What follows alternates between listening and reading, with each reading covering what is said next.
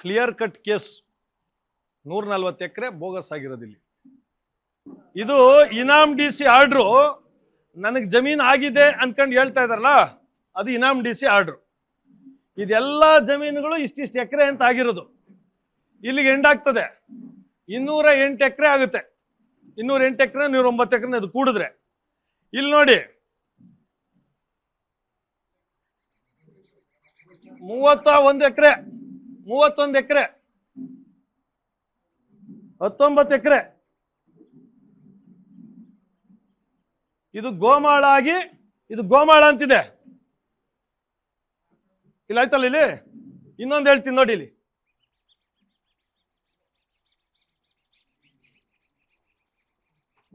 ಇದೇನಂತಿದೆ ಹೇಳಿ, ಇಷ್ಟು ಎಕರೆನು continued as ಗೋಮಾಳ. ಎಷ್ಟು ಎಕರೆ? ಹೃದಯ ರೋಗ ಮತ್ತು ಹೃದಯ ಶಸ್ತ್ರಚಿಕಿತ್ಸೆ, ವ್ಯಾಸ್ಕುಲರ್ ಶಸ್ತ್ರಚಿಕಿತ್ಸೆ, ಸಮಗ್ರ ಹೃದಯ ಆರೈಕೆ ಸೇವೆಗಳಿಗಾಗಿ ನಿಮ್ಮ ವಿಶ್ವಾಸಾರ್ಹ RL Jalappa Narayana heart centre, STUMC campus, Tamaka, Kolar. 180030090309. 31, 19, 30 plus 10 ಎಷ್ಟಾಯ್ತು? 90 ಎಕರೆ ಗೋಮಾಳ ಅಂತ ಕಂಟಿನ್ಯೂ ಆಗಿದೆ. ಅದಕ್ಕೆ ರೆಕಾರ್ಡಿಂಗ್ ಸೃಷ್ಟಿ ಆಯ್ತು. 31 ಎಕರೆ ಬಂದು ಗುಂಡ್ತೋಪು, ಇದು ಡ್ರೈಲ್ಯಾಂಡ್ಸ್ ಗೋಮಾಳ 19 ಎಕರೆ 30 ಗುಂಟೆ. ಇದು ಹೊಂಗೆ ತೋಪು 30 ಎಕರೆ, ಇದು ಬಂದು 10 ಎಕರೆ. ಇಲ್ಲಿ ನೋಡಿ, ಇಲ್ಲಿ ಹಾಕ್ತಾರೆ right over the trees only. ಬರೀ ಮರಗಳಲ್ಲಿ ಈ ಕಿತ್ಕತ್ತಾರಲ್ಲ ಹಣ್ಣು ಹಂಪಲ, ಅದಕ್ಕೆ ಮಾತ್ರ ಅವ್ರಿಗೆ ರೈಟ್ ಇರೋದು. ಈ 90 ಎಕರೆಗೆ ಸರ್ಕಾರಿ ದಾಖಲೆ ಹೆಂಗ್ ಸೃಷ್ಟಿ ಆಯ್ತು ಅರ್ಥ ಮಾಡ್ಕೊಳ್ರಿ. ಇದನ್ನೇ ನಾನು ಕ್ವಶನ್ ಮಾಡ್ತಾ ಇರೋದು. ನಿಮ್ಗೆ ಈ ದಾಖಲೆಗಳು ಯಾಕೆ ಕೊಟ್ಟಿಲ್ಲ ಅಂದ್ರೆ ಮೊದಲೇ ಕೊಡ್ಬೋದಾಗಿತ್ತು. ಇದನ್ನು ತಿರ್ಚಿ ಇದನ್ನು ಸ್ಮ್ಯಾಶ್ ಮಾಡ್ಬಿಡೋರು. ಸರ್ಕಾರ ಗಮನಕ್ಕೆ ತಂದು ಆಮೇಲೆ ಮೀಡಿಯಾ ಗಮನಕ್ಕೆ ತರ್ತಾ ಇದ್ವಿ. ಮೊದಲೇ ನಿಮ್ಮ ಗಮನಕ್ಕೆ ತರ್ಬೋದಾಗಿತ್ತು. ತೊರ್ನಳ್ಳಿದಂಗೆ ಆಗೋಗ್ಬಿಡೋದು. ತೊರ್ನಳ್ಳಿದೇನಾಯ್ತು ನಿಮ್ಗೆ ಗೊತ್ತಾಯ್ತಾ ಇದ್ದಂಗೆ ಎಲ್ಲ ಅಧಿಕಾರಿಗಳು ಡೆಕಾರ್ಡ್ಸ್ನ ಕದ್ಬಿಟ್ರು. ಅದಾಗೋದು ಬೇಡ ಅಂತೇಳಿ ನಿಮಗೆ ತೋರಿಸ್ತಾ ಇರೋದು. ಸ್ಪಷ್ಟವಾಗಿ ಅರ್ಥ ಆಗಿದೆ ಅನ್ಕೊಂಡಿದ್ದೀವಿ. ಇನ್ನೇನು ಸ್ಪಷ್ಟೀಕರಣ ಬೇಕಂದ್ರೆ ಇದು ನಿಮಗೆ 5 ಮ್ಯಾನ್ ಕಮಿಟಿ ರಿಪೋರ್ಟು. ಇದರಲ್ಲಿ 31 ಎಕರೆ AC ಅವ್ರು ಹೇಳಿರೋದು, ನಾನು ಹೇಳಿರೋದು ಏನೂ ಇಲ್ಲ ಇದರಲ್ಲಿ. AC ಅವ್ರು ಏನು ಹೇಳ್ತಾರೆ ಅಂದರೆ 31 ಎಕರೆ ಗುಂಡು ತೋಪು, ಸಸಿ ತೋಪು ಇದೆ ಅಂತ ಹೇಳಿದ್ದಾರೆ. ಬಟ್ ಅದನ್ನ ವಾಪಸ್ಸು ತಗೊಂಡಿಲ್ಲ. ಇನ್ನು ನಾವು ನೀವೆಲ್ಲ ಕೇಳೋದೇನಂದ್ರೆ ಎಲ್ಲಿ ಸರ್ಕಾರಿ ಜಮೀನುಗಳಿದೆ ಅದನ್ನ ವಾಪಸ್ ತಗೊಳ್ರಿ ಅಂತ. ಅರ್ಥ ಆಯ್ತಲ್ವ ನಿಮ್ಗೆ? ವಾಪಸ್ ತಗೊಳ್ರಿ, ಬಿಡಬೇಡ್ರಿ. ಯಾರೋ ಆಂಧ್ರದವ್ರಿಗೆ ನಾವು ಹಾಕೋದು ಬೇಡ ಅಲ್ವಾ? ಒಬ್ಬ ಆಂಧ್ರದವ್ರು ಬಂದು 90 ಎಕರೆ ಬೋಗಸ್ ಜಮೀನು ಅಂತ ಗೊತ್ತಿದ್ರು ತಗೊಂಡು ನನ್ನ ಮೇಲೆ ಸುಳ್ಳು FIR ಕೂಡ ಮಾಡಿಸ್ತಾರೆ. ಯಾವ ಮಟ್ಟಕ್ಕೆ ಹೋಗಿದೆ? ತಾಳ್ಮೆಯಿಂದ ಇದನ್ನೆಲ್ಲ ನಿಮಗೆ ತೋರಿಸ್ಬೇಕು ಅಂತೇಳಿ 10 ದಿನ ಏನು ಪ್ರೆಸ್ ಮೀಟ್ ಮಾಡಲಿಲ್ಲ ಅಂದರೆ ಫಸ್ಟ್ ಸರ್ಕಾರ ಗಮನಕ್ಕೆ ಬಂದ್ಬಿಡ್ಲಿ, ಅಧಿಕಾರಿಗಳ ಗಮನಕ್ಕೆ ಬಂದ ಮೇಲೆ ನಾವು ಮಾಡೋಣ ಅಂತ ಮಾಡ್ತಾರೆ. ಸರ್ವೆ ನಂಬರ್ಸ್ ಪರ್ 1 ನಾಲೆಗಳು, ಕೆರೆಗಳು, ದಾರಿ ಒತ್ತುವಾಗಿರೋದಕ್ಕೆ ಸರ್ಕಾರನೇ ಹೇಳಿರೋಂಥದ್ದು ಸಾಕ್ಷಿ. ಎರಡನೇದು ಅವ್ರು ಕೊಟ್ಟಿರೋಂಥ ದಾಖಲೆ ಪ್ರಕಾರ ಬರೀ 208 ಎಕರೆ ಅವ್ರಿಗಾಗಿರೋದು. ಆ 208 ಎಕರೆಯಲ್ಲಿ ಸ್ಕೂಲಿಗೆ ಬೇರೆ 51 ಎಕರೆ ಹೋಗ್ಬೇಕು. ಅದು ಬಿಟ್ಟು 90 ಎಕರೆ ನಕಲಿ ದಾಖಲೆ ಸೃಷ್ಟಿ ಆಗಿರೋದು. ಅವ್ರ ಡಾಕ್ಯುಮೆಂಟ್ ಇದು, ನನ್ನ ಡಾಕ್ಯುಮೆಂಟ್ ಅಲ್ಲ. ಗೋಮಾಳಕ್ಕೆ ಯಾವ್ದಾರ ಗುಂಡ್ತೋಪಿಗೆ ರೆಕಾರ್ಡ್ ಮಾಡೋಕ್ಕಾಗುತ್ತಾ? ಗೋಮಾಳ ಬೇರೆಯವ್ರ ಹೆಸರಿಗಾಗಿ ಇವ್ರು ಮಾಡ್ಕೊಂಡಿರ್ಬೇಕು. ಒಬ್ಬರಿಗೆ 210 ಎಕರೆ ಕೊಟ್ಟ ಮೇಲೆ ಶ್ರೀನಿವಾಸಲು ಹೆಸರಲ್ಲಿ ಜಮೀನೇ ಇಲ್ಲ, ಅವರು ದಾನಪತ್ರ ಮಾಡಿದಾಗ ಅಂತ ಹೇಳಿದ್ರು ಅಲ್ವಾ? ಅದೇ ಶ್ರೀನಿವಾಸಲು ಹೆಸರಿಗೆ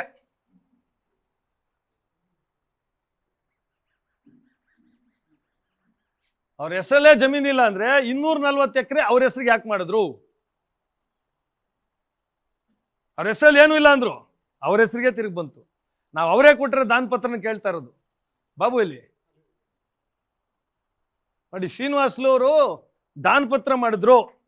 ಅವ್ರ ದಾನಪತ್ರ ಮಾಡಿದಾಗ ಅವ್ರ ಹೆಸರಲ್ಲಿ ಜಮೀನು ಇರಲಿಲ್ಲ ಅಂದ್ರು. ಅದು ಒಂದೇ ದಾನಪತ್ರ ಅಲ್ಲ, ಇನ್ನೂ 2-3 ಸೇಲ್ ಡೀಡ್ ಮಾಡೋರು 8.5 ಎಕರೆ ಅಂದ್ರೆ ನಿಮ್ಮ ಹೆಸರಲ್ಲಿ ಜಮೀನಿಲ್ಲ ಅಂದ್ರೆ ಸೇಲ್ ಡೀಡು ದಾನ ಪತ್ರ ಎಲ್ಲ ಮಾಡಕ್ ಆಗ್ತದ? ಸಾಧ್ಯನಾ? ಆ ಕಾಲಕ್ಕೆ ರೆಕಾರ್ಡ್ ಕೇಳಿ ತಾನೇ ಒಳಗ್ ಬಿಡೋದು. ಅದಲ್ಲದೆ ಕೃಷ್ಣ ಬೈರೇಗೌಡರಿಗೆ ಸುಳ್ಳು ಹೇಳಿ ಸೆಷನ್ ಅಲ್ಲಿ ಹೇಳಿಸ್ತಾರೆ ನೋಡಿ, ಎರಡೂ ಹೇಳಿಲ್ಲ ಅವ್ರಿಗೆ.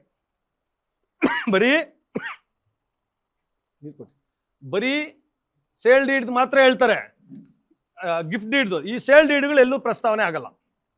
ಇದನ್ನ ಬಚ್ಚಿಟ್ಬಿಟ್ಟು ಅವ್ರ ಕೈಲಿ ಸುಳ್ಳು ಹೇಳಿಸ್ತಾರೆ.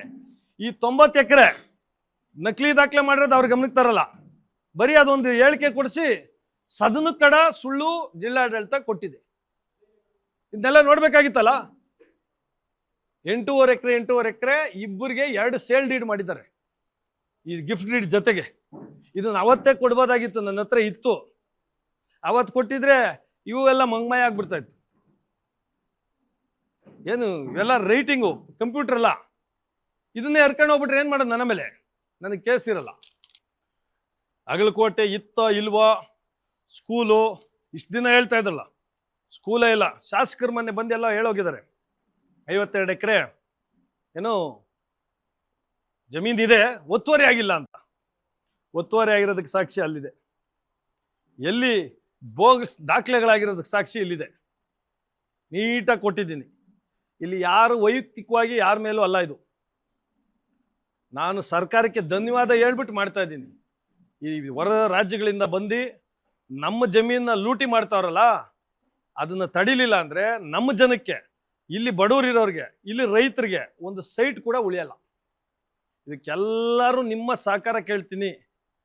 ನಾನು ಮಾಡ್ತಾ ಇರೋದು ತಪ್ಪಾಗಿದ್ದರೆ ನೀವು ಹೇಳ್ಬೇಕು, ಇಂತಿಂಥ ತಪ್ಪು ಮಾಡ್ತಾಯಿದ್ರೆ. ರಾಜಕೀಯ ಏನೂ ಇಲ್ಲ ಇದರಲ್ಲಿ. ಒತ್ತಿ ಒತ್ತಿ ಹೇಳ್ತಾ ಇದ್ದೀನಿ. ಸರ್ಕಾರದ ವಿರುದ್ಧ ಏನೂ ಮಾತಾಡ್ತಾ ಇಲ್ಲ, ಪಕ್ಷದ ವಿರುದ್ಧ ಏನೂ ಮಾತಾಡ್ತಾ ಇಲ್ಲ, ಲೂಟಿಕೋರರ ವಿರುದ್ಧ ಮಾತಾಡ್ತಾ ಇದ್ದೀನಿ. ಏನು ಫ್ರಾಡ್ ಡಾಕ್ಯುಮೆಂಟ್ಸ್ ಮಾಡಿ ದಂಧೆ ಹಿಡಿದ್ಬಿಟ್ಟಾರೆ. ಮೊದಲು ಡಕಾಯ್ತಿ ನಡೀತಾ ಇದ್ರು, ಚೈನ್ ಸ್ನ್ಯಾಚಿಂಗು, ಮರ್ಡರ್ಗಳು ಮಾಡ್ತಾ ಇದ್ರು. ಅದೆಲ್ಲ ಬಿಟ್ಬಿಟ್ಟವ್ರು ಈಗ. This is called land terrorism. Land terrorism ಇದು. ಇದರಲ್ಲಿ ಸ್ಲೀಪರ್ ಸೆಲ್ಸು ಅವೆ. ಸಡನ್ನಾಗಿ ಆಕ್ಟಿವೇಟ್ ಆಗಿಬಿಡ್ತಾರೆ. ಒಬ್ಬ ಡಾಕ್ಯುಮೆಂಟ್ ಮಾಡ್ತಾನೆ, ಒಬ್ಬ ಬಂದು ಅದನ್ನು ಇನ್ಸರ್ಟ್ ಮಾಡ್ತಾನೆ, ಒಬ್ಬ ಬಂದು ಎಲ್ಲ ಅಧಿಕಾರಿಗಳನ್ನ ಅಡ್ಜಸ್ಟ್ ಮಾಡ್ತಾನೆ, ಇನ್ನೊಬ್ಬ ಬಂದು ಬಂಡವಾಳ ಹಾಕೋರ್ನ ಕರ್ಕೊಂಬರ್ತಾನೆ. ಇದ್ರ ಎಲ್ಲ ಮಾಡ್ಕೊಂಡು ತಿಂದೋಗ್ತಾರೆ. ಅವ್ರ ಹೆಸರು ಎಲ್ಲೂ ಇರಲ್ಲ ಇದರಲ್ಲಿ. ಈ ಮಾಡಿರೋ ಇಷ್ಟು ಜನದ ಹೆಸರುಗಳು ಎಲ್ಲೂ ಇರಲ್ಲ. ಇದಕ್ಕೆ ರಕ್ಷಣೆ ಮಾಡೋಕ್ಕೆ ನಮ್ಮಂಥ ರಾಜಕಾರಣಿಗಳು ಬೇರೆ ಇರ್ತೀವಿ. ಬಂದು ನಿಮ್ಮ ಮುಂದೆ ಪ್ರೆಸ್ ಮೀಟ್ ಮಾಡಿ, ಇಲ್ಲ ಐತಂತೆ ಹೋಯ್ತಂತೆ, ಎಲ್ಲದೇ ಒಳಗಡೆ ಬರೀ ಅದೇ ಎಲ್ಲ ಕೊಳ್ಳೆ ಹೊಡೆದಾಗ್ಯದಿನ್ನ. ಇವನ್ನಾರು ಎಚ್ಚೆತ್ಕೋಬೇಕ್ರಿ ನಾವು ಜನಪ್ರತಿನಿಧಿಗಳು. ಇಂಥವಕ್ಕೂ ಸಪೋರ್ಟ್ ಮಾಡ್ಕೊಂಡು ಕೂತ್ಕೊಂಡ್ರೆ ನನ್ನ ಮೇಲೆ FIR ಹೆಂಗಾಯ್ತು ಅಂತ ನನಗೆ ಗೊತ್ತಿಲ್ವಾ? ಬರೀ ಆಂಧ್ರದವ್ನು ಬಂದು ಮಾಡ್ಸೋಕ್ಕಾಗ್ತದ? ಆ ಮಾಡಿಸಿದವರು, ಸುಳ್ಳು FIR ಮಾಡಿಸಿದವರು, ಈ ಮಾರಮ್ಮನ ಮೇಲೆ ಆಣೆ ಇಟ್ಟಿದ್ದವರು, ಇವ್ರಿಗೆಲ್ಲ ಅನುಭವಿಸ್ತಾರೆ.